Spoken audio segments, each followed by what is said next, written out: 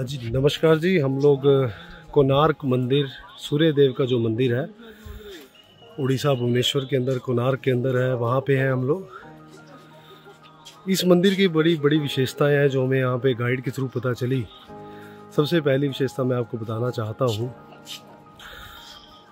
द्वापर युग में भगवान कृष्ण जी के बेटे सांब ने, जो कि जामवंती से पुत्र थे, उन्होंने 12 साल तक यहाँ पे तप किया था।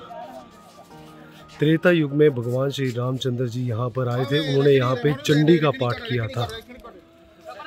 मतलब इस मंदिर, इस जगह की जो आस्था है वो द्वापर त्रेता युग से चलती आ रही है।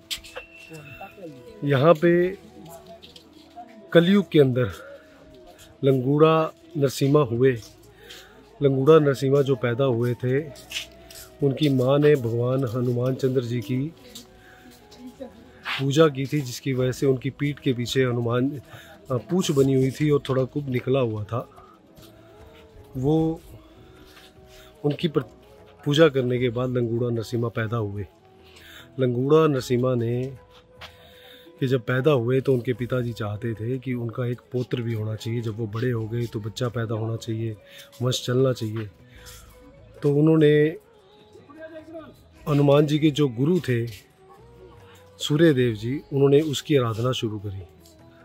किसी ने बताया, आराधना करी, तो आराधना करने में पता चला कि आपको 12 साल तक आराधना करने के बाद भगवान सूर्य देव दर्शन देंगे। भगवान सूर्य देव ने दर्शन दिए। उन्होंने बोला कि जिस तरीके से 12 साल तुम लोगों ने आराधना की है, उसी तरीके से भव्य पुत्र तुम्हें तब पैदा होगा जब आप लोग भव्य मंदिर बनवाओगे। अब मंदिर बनवाने के लिए जो लंगूड़ा नरसिम्हा के पिताजी थे, उन्होंने 1200 लोगों को हायर किया। 12 साल में मंदिर बनाने के लिए बोला गया। और भगवान सूर्य जी की जो प्रतिमा थी वो इस तरीके से मंदिर में आनी चाहिए थी कि वो नीचे खड़ी ना हो, ज़मीन पे हैंग होनी चाहिए, लटकी होनी चाहिए। अब 1200 मजदूर तो बनने लग गए। साइंटिस्ट था नहीं उनके पास, 1200 मजदूर लग गए। 12 साल के लिए तब किया।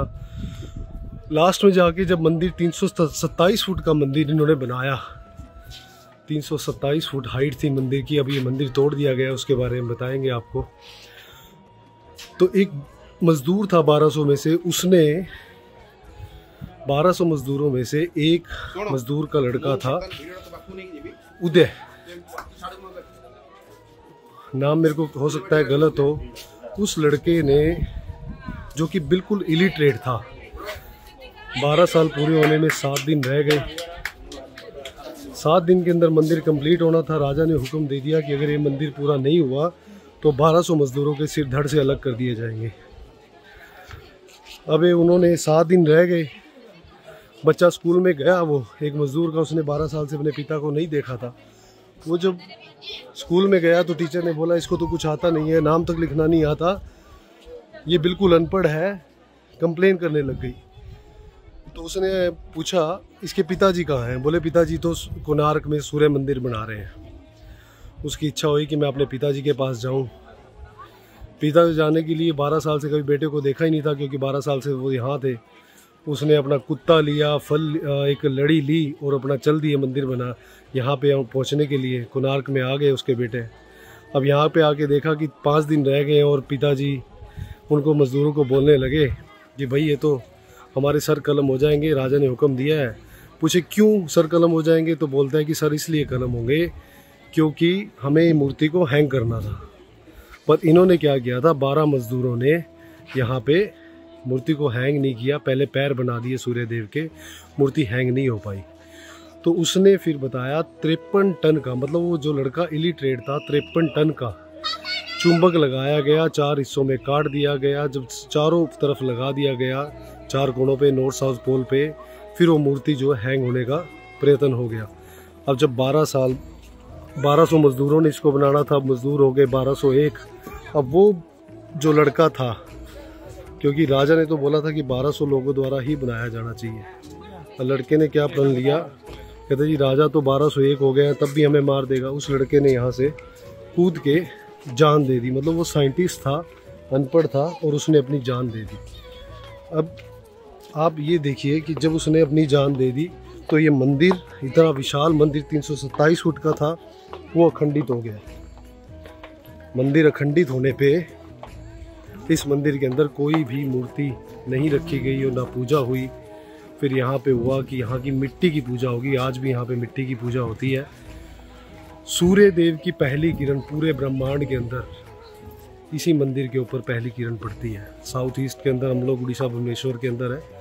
इसी तरीके से हम लोग कोशिश करेंगे आपको ये जानकारियाँ देते रहें। आज की डेट में ये मंदिर जो है भारतीय गवर्नमेंट के अंडर में आ चुका है और यहाँ पे किसी भी भगवान की पूजा नहीं होती है, क्योंकि यहाँ पे जिस लड़के ने वो मैग्नेट लगाया था वो जा चुका है और वो मैग्नेट भी अंग्रेज़ों ने तोड़ दिया था। ईस्ट इंडिया कंपनी आई थी, मैग्नेट इतना पावरफुल था 53 टन का, 1600 किलोमीटर तक यहाँ पे सारा समुद्र होता था, 1600 किलोमीटर तक उनकी कंपास काम नहीं करती थी। फिर उन्होंने इस पर अटैक किया और वो 53 टन का मैग्नेट वो अपने साथ ही ले गए। मंदिर पूरा ध्वस्त हो गया। फिर यहाँ पे जब वो मैग्नेट लिया गया, फिर यहाँ पे साइक्लोन आया, पूरा साइक्लोन की वजह से उड़ीसा ख़त्म हो गया था। ये एरिया पूरा ख़त्म हो चुका था।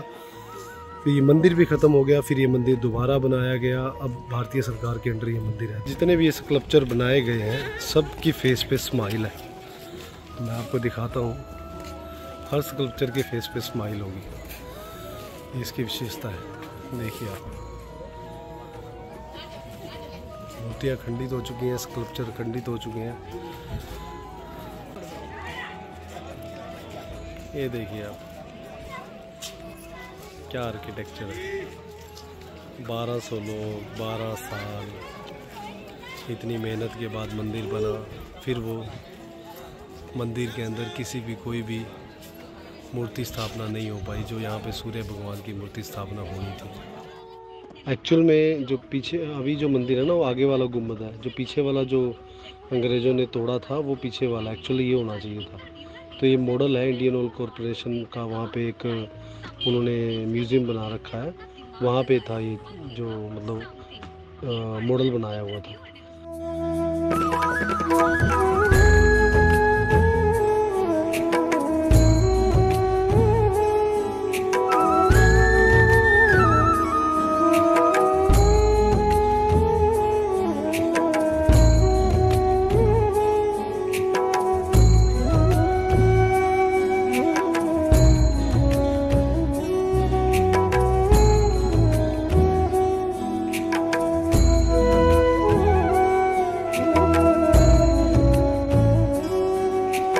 धन्यवाद। अब आप हमारे साथ इसी तरीके से बने रहिए।